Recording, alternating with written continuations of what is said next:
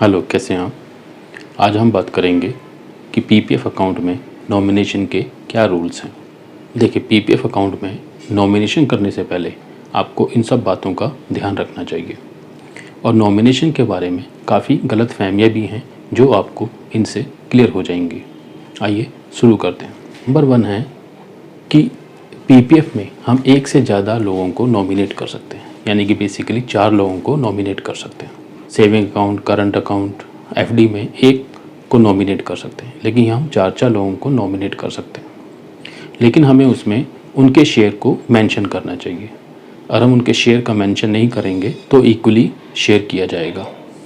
Number 2 है कि PPF में हम अपने एक माइनर चाइल्ड के लिए भी अकाउंट ओपन कर सकते हैं, लेकिन उस माइनर चाइल्ड का अकाउंट को हम नॉमिनेट नहीं कर सकते। नंबर 3 जो सबसे मेन पॉइंट है, nominee is not the owner of money. देखिए, हम लोगों में काफ़ी कन्फ्यूज़न होती है नॉमिनी के बारे में। हम ये लोग समझते हैं कि जो नॉमिनी है वही पैसे का मालिक है। नहीं, ऐसा नहीं है। नॉमिनी जो होता है हमारे जो अमाउंट का सिर्फ केयर टेकर होता है, उसको लीगल हायर्स को उस मनी को ट्रांसफ़र करना होता है।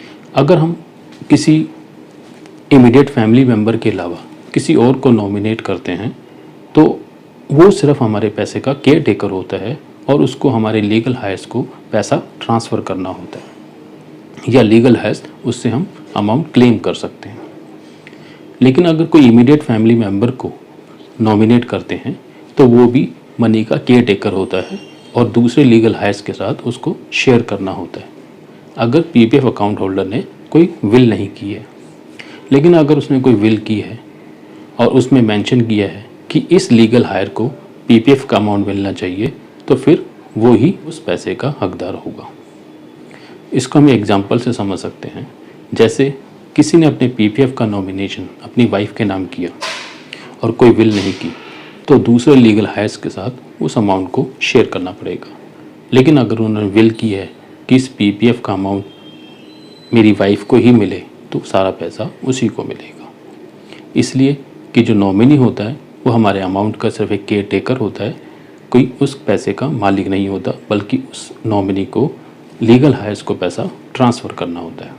नंबर 4 जो होता है कि पीपीएफ अकाउंट के जो टेन्योर का पीरियड होता है उसमें हम कभी भी नॉमिनेशन को चेंज कर सकते हैं, ऐड कर सकते हैं, रिमूव कर सकते हैं, यानी कि ड्यूरिंग द टेन्योर पीरियड कभी भी हम नॉमिनेशन के नाम में चेंज कर सकते हैं।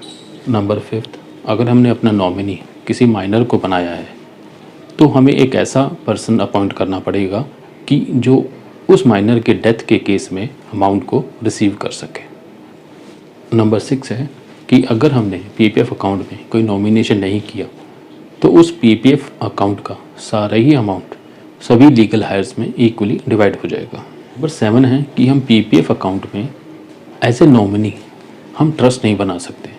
जैसे हम अपनी दूसरी प्रॉपर्टीज़ के लिए ट्रस्ट बना सकते हैं, लेकिन पीपीएफ अकाउंट के लिए हम ट्रस्ट नहीं बना सकते।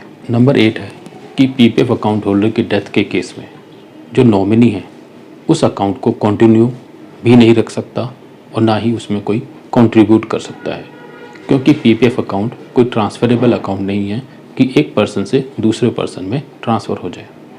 तो इस तरीके से आपको पीपीएफ अकाउंट में नॉमिनेशन करने से पहले इन सब बातों का ध्यान रखना चाहिए। अगर कोई पॉइंट रह गया हो तो आप कमेंट में क्वेश्चन पूछ सकते हैं और मैं उसका आपको आंसर दूंगा। अगर आपको इस वीडियो में कुछ भी अच्छा लगा हो, please like, share and subscribe कीजिए और कमेंट कीजिए। Thank you so much.